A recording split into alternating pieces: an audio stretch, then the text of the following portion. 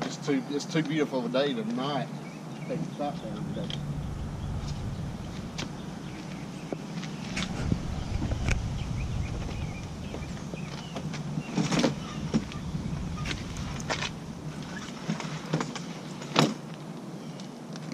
Just like that, we're about ready to roll.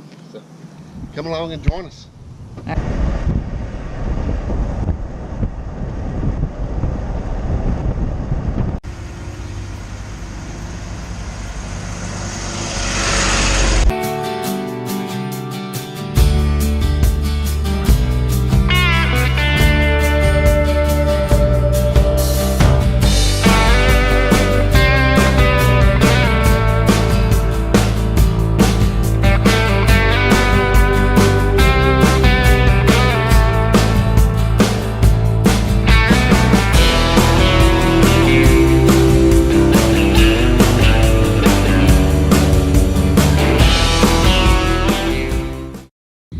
So good morning. Good morning. We are here today at Barnwell Mountain Off-Road Park here in Gilmer, Texas. And we've got the Jeep out for a little bit of a fun adventure today. Yeah, so we pulled over at the air station. We went and aired the tires down a little bit. And we're only going to concentrate on like some level 1s and 2s. This is my daily driver. And so I'm not real keen on, you know, wrecking it, tearing it up, rolling it down a mountain, and because I've got to go to work in the morning. So that being said, you know, we're going to explore some of the easier trails and just kind of get out and see what kind of footage we can get today.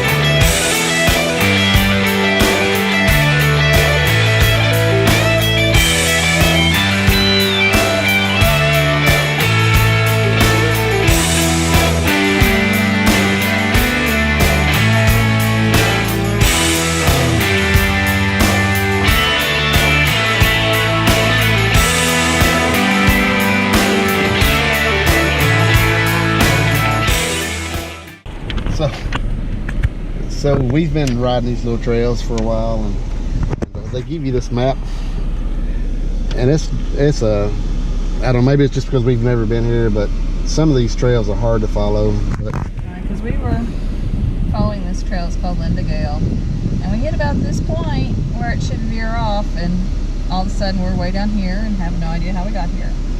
Can't figure out how to get back to where we're supposed to be, so we're kind of making some circles and figuring it out, but that's okay.